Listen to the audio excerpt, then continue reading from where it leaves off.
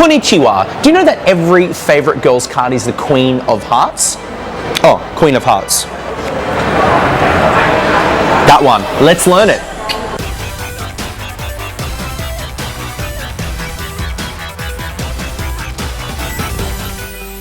Yo, what's up, man or lady or half lady, half man? Can't discriminate in 2014 or 2015 or really any year. So what's up, everyone? I'm just chilling out here in Coffee Bean and Tea Leaf in Ho Chi Minh City in Big Texaco Financial Tower. It's where all the people come. It's like the Wall Street of New York. People come, it's like, I want to make money, I'm going to be rich, and I'm going to be a superstar. So we're just here on the outskirts of it. So, because, you know, it doesn't matter. All right, so here's what's going to happen. I'm going to be teaching you this different color change. Now, if you don't know what a color change looks like, many different color changes. Sin, get a shot of this for a second. I've taught this before, 9 of diamonds. You come over, and that's the 9 of clubs. I've taught that, you can learn that in the description below. That's just called the Erdénace color change, of course, known from Erdénace. But in today's video, I'm going to teach you another color change that I learned in Erdénace book. It's something that I haven't done too much, I'll be honest with you. I maybe done it, probably wouldn't be more than 20 times in a effect situation, but once again, it just changes it up for me because sometimes I can get a little bit bored with all the same moves, and that's just the thing as a performer. So if you, I'm sure you may have been able to figure out how it's done, but once again, to show it to you again, let's try this. Jack of spades. Jack of spades, I want you to watch really closely. Is it the jack? Let me actually, or is it the, I'm not sure if I flashed there, King of diamonds. Now, that wasn't as smooth as the intro, but this is how it's done. All you're doing here is the card is coming up from the top of the deck, okay? So you're in this position right now, all right? Now, I am doing it this way because I wouldn't do this face, I wouldn't do this bird's eye view. I wouldn't do this to someone looking down. But for here, it's fine. I think it looks fine. Once again, I'm sure there's gonna be a magician out there that goes, actually, JJ, you could do it from any angle. Great, thanks for sharing. But in this video, I'm teaching it to you this way. So you're in this position right here. The way I'm holding the deck, it's not too complicated. It's just my thumb, ring finger, middle finger, and middle finger, ring finger, pinky, and thumb with my forefinger free on the top, all right? Now, a lot of people think, oh, JJ, anyone can hold the deck like this. You know what? I'll tell you something. How you hold cards is a skill in itself. You know, like if you're learning magic for the first time, and if you're watching this video for the first time, you never seen me, what's up, I'm Jay from Australia, but I can be from England if you need me to be too. When you learn magic, every detail of magic requires skill. From the way you hold the cards, from the way you spread out the cards. I think when you're going to learn magic the proper way, if you're learning a couple of tricks, it's fine, but it always is the nicest thing when you see someone who does magic or who learns tricks and they put a little bit of skill and time into it. No one likes a messy magician unless that's your character like Leonard Green. That's his style and it works perfectly for him. But on a side note, I don't know why I'm going this way, but there is actually skill to be messy as well, which is an important tip. So you're holding it like this. If you're doing this for the first time, you're not gripping it right down inside the middle of the deck. Your fingers are on top and it's quite loose in your hand, okay? What's gonna happen is you're gonna be using your forefinger to move the card forward like this.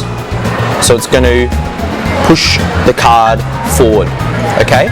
You're gonna do that enough until the card starts to pivot down, until basically it's gonna start, this is gonna happen. I'll get it from this angle right here. So you're here, okay? That's as far as my finger can go forward without it when it starts to fall, all right? What you're really doing is you're kicking this out enough, then, because you're gonna be doing the palming move. Not this move, because I don't know what this is. This is like the ventriloquist dummy. Hey girl, hey, I can't do it. Those guys who can do that, it's crazy. All right, so you're kicking this out here, and you're going to be you're going to be loading this into your palm. Now, if you don't know how to palm a card, palming is a very strong utility thing that you need to learn. If you're doing more serious magic, you know, if you're learning a couple of tricks, You don't have to learn it, but why not, you know? If you don't know palming, it's in the video below. I've taught a couple of different palms. Palming is keeping your hand in having a card palmed in your hand. It looks very natural, and of course you've got a card palmed in your hand. It's amazing if you can do a good palm. It's really, really strong.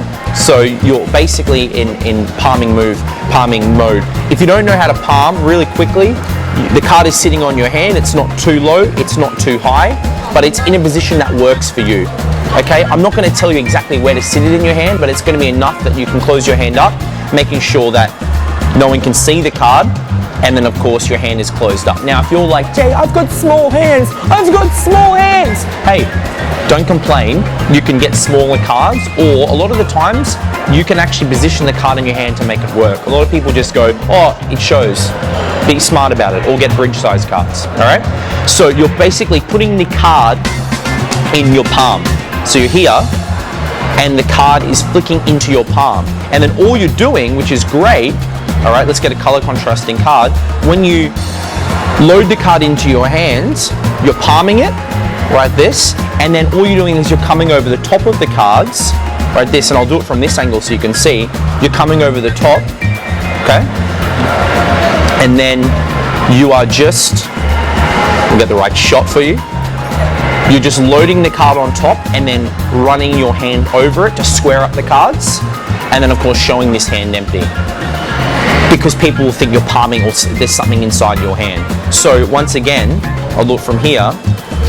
In exposed view, you're kicking this out. You're loading this in your hand like this.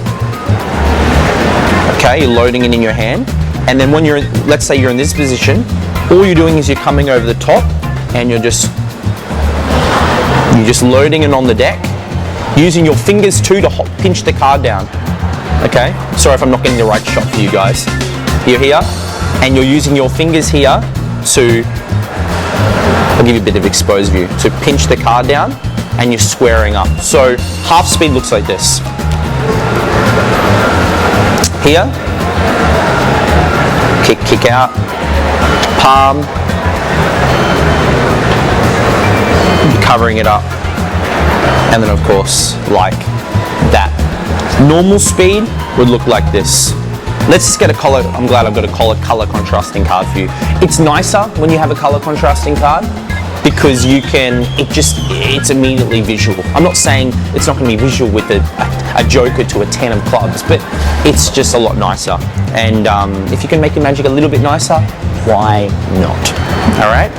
So you're here, joker, your hand comes on top. Now, one important tip I'm going to say about this too, be careful, because it's an odd thing, like that wasn't too bad.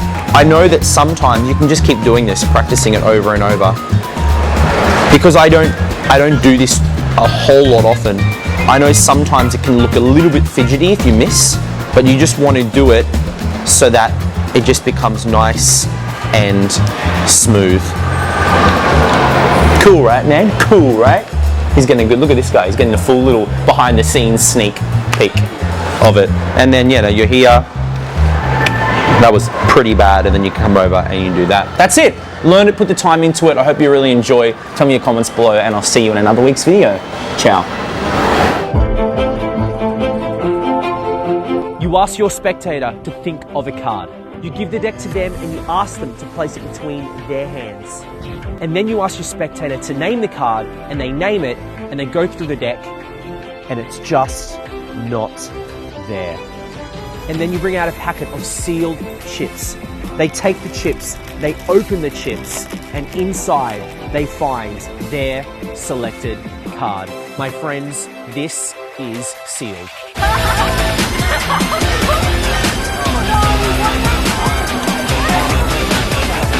This trick is easy to do, it's visually amazing, it requires no sleight of hand, and you will blow anyone away with it.